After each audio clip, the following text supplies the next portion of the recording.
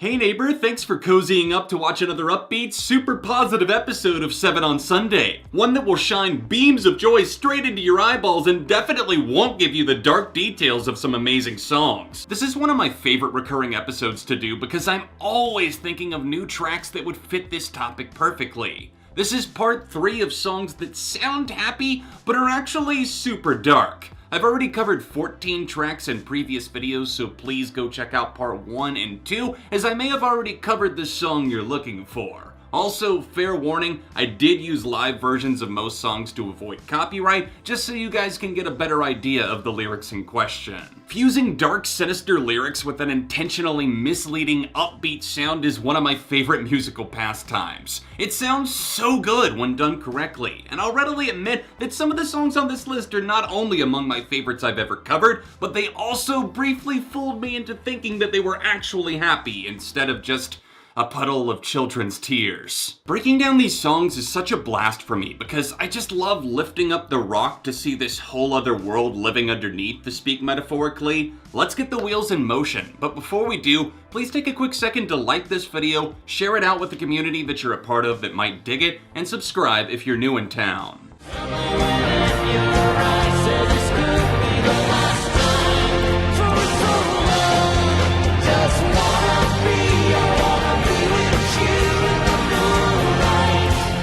The plague is spreading and ghosts are here to soothe you into your eternal resting place. In the moonlight, of course. After being unmasked as Tobias Forge, the band full of nameless ghouls got a new leader in the form of Cardinal Copia, a figurehead used throughout the Pre-Cal album cycle and beyond. Danse Macabre is a 70s tinged retro rocker that contains some classic elements and a really rhythmic tempo, calming your fears before the Black Death takes over your body in the 1300s. Okay, that wouldn't even make an ounce of sense if you've never heard this song, but essentially this album took on a lot of themes from that time period in Europe and really worldwide, as a plague known as the Black Death killed millions upon millions of people. While a relaxing guitar melody and even a spellbinding solo might put your mind at ease, let's not forget that this is a song about what could be a final dance in the moonlight before the disease spreads and separates the pair forever. There's not a ton going on lyrically, which is why I placed it at number 7, but the themes we do get actually go a long way. I appreciate the little play on words in the chorus where Cardinal Copia sings, "Just wanna be with you in the moonlight." I see what you did there, buddy. Papa Emeritus would be super proud.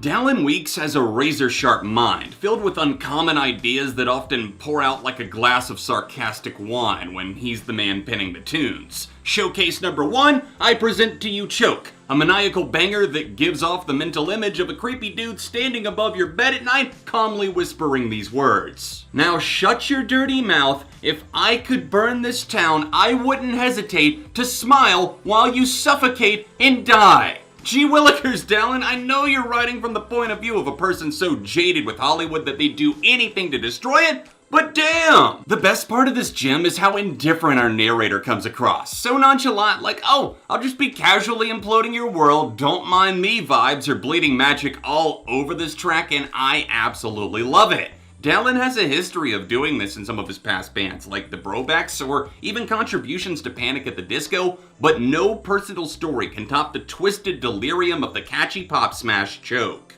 I don't even know what, but it's coming to you, yeah, it's coming to you, saying, all the other kids with the long time kicks, he's let it run, now run, my God. If I didn't feature this song on a list of songs that sound happy but are actually dark by part 3, I'd probably be the one outrunning the gun because y'all really let a neighbor know that I should have included Pumped Up Kicks. Imagine being in a small indie band that was starting to get a little bit of momentum, but not really, and then your big breakthrough finally happens, hallelujah, you've made it, and it's all on the back of a song about a kid getting his dad's gun and going on a killing spree with the cool kids at school.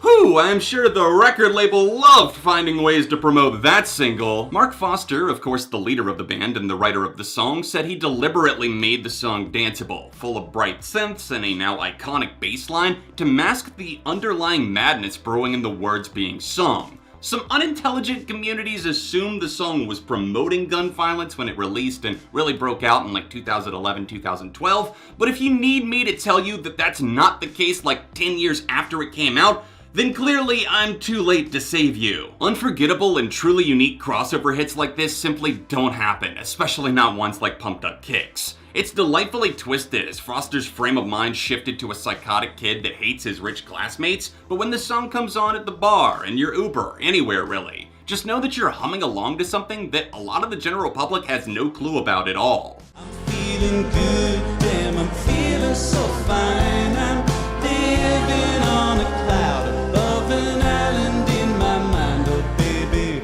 don't be alarmed, this is just my vibe. No need to walk around, no, it's not too bad a climb.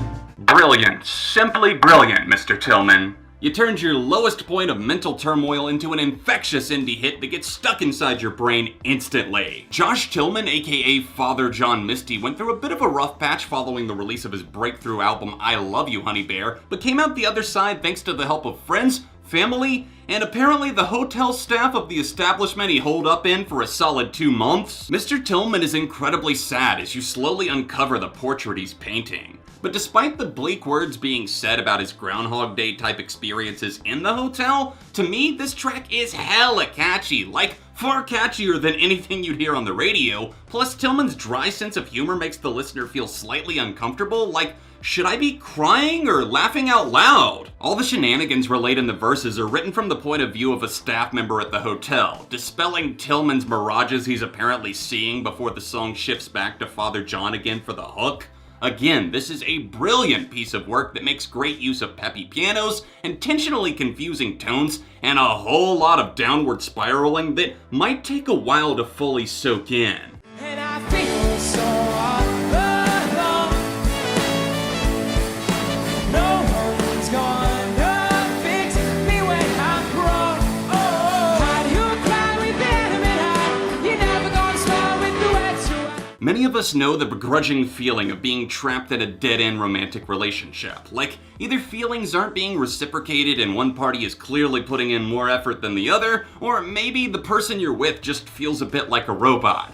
I get that AI is getting really advanced these days, but I'm not sure Alexa could keep anyone satisfied like that. Well, maybe no one except for this fucking guy. Nate Ruis carves out a moment on the phenomenal album Some Nights to ponder an old flame that never exactly seemed to be all that interested or entertained by him. No one should have to jump through hoops to get their partner's approval, but in the heat of the moment, Nate seems to have been blinded, but looks back in anger, even going as far as to say he fell in love with a wind-up toy, not a woman. For as cathartic as some of those lyrics may be, I wouldn't necessarily say that that's the first piece of the puzzle your mind is drawn to. Rather, it's the whimsical synths, the polished bounce of the drums, the perpetually catchy vocal hooks that Ruis sinks into you with ease. Really? You don't even notice the darkness hidden in the lyrics until you're shouting them back at the top of your lungs. All Alone is expertly produced at the hands of hip-hop producer Jeff Basker, but the writing is also exceptional given how much is packed into this compact 3-minute indie pop song. This is not only one of the most underrated tracks on Some Nights,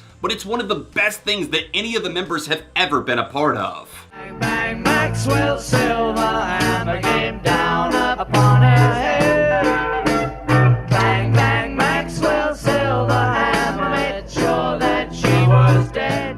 Maxwell's Silver Hammer is Paul McCartney's baby in song form, and the rest of the Beatles absolutely hated him for it at the time. Whether that be a cheeky kind of brotherly love or something far worse, I'm not sure and I can't really speak for anyone, but you can clearly see that John and Ringo were not having it with the long recording sessions needed to make Paul's vision come to life. According to the Beatle himself, this murderous track is about the highs and lows life loves to throw our way, with Maxwell's Silver Hammer being a metaphor for life cutting us down at the knees just when things seem to be going well. I get that feeling all the time, and according to Paul, it was a bit of an inside joke within the band. When something would go wrong, bang bang, Maxwell's silver hammer coming down upon the head. Some of you watching might not know this track, as it is a deep cut from Abbey Road, but Paul wanted this to be a single, but we all know that John Lennon would have never allowed that to happen. It is indeed very catchy and bright, with a chiming melody that's easy to pick up on and sing along with, but even those iron clangs in the chorus, I just never realized as a child when my parents would play this record is that it's actually about a murdering psychopath killing everyone in his way with a silver hammer.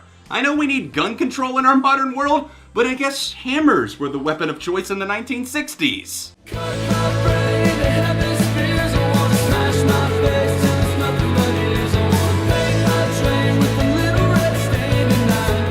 I can't even pretend like the #1 pick was close for this round of bright-sounding songs with dark lyrics. Turnover's Take My Head is one of the greatest examples of this odd juxtaposition I've ever heard. This cut from Peripheral Vision, fantastic album, hear it if you haven't, kicks off with a sunshiny guitar melody that plants the warm kiss of sweet summertime on your forehead, until you realize that this happy-go-lucky song is actually about a man wanting to kill himself by any means necessary, whether that be by painting the bathtub red with his slit wrists, or by the house catching on fire and burning him alive in his sleep. Holy fuck, dude, I didn't even notice how twisted these lyrics were the first dozen times I listened. But upon further inspection and hearing a few lines like "let the house burn down until it's gone with me inside," then I was like, maybe I don't think this is Windows Down feel-good music after all. In all seriousness, I knew a lot of Turnover's dream pop meets alternative songs had a darkness to them even when they didn't sound as gloomy as something like Hello Euphoria, but Take My Head deserves a damn trophy for fooling all of us with an insanely irresistible guitar breeze, gentle drums that almost feel comforting, and that cool bass layer that makes you feel at home, but when you boil down Austin's lyrics, you hear something absolutely demented. The worst of the worst places our mind goes to when we're feeling empty, like everyone around us is thriving with happy songs and pretty girls, but we're the failure because we can't seem to find enjoyment in anything. Luckily, it seems like the frontman has healed a lot since that album, with Good Nature being the yin to that album's yang. It's okay to not be okay though, and I know a lot of us sadly have let our mind wander to these dark places too.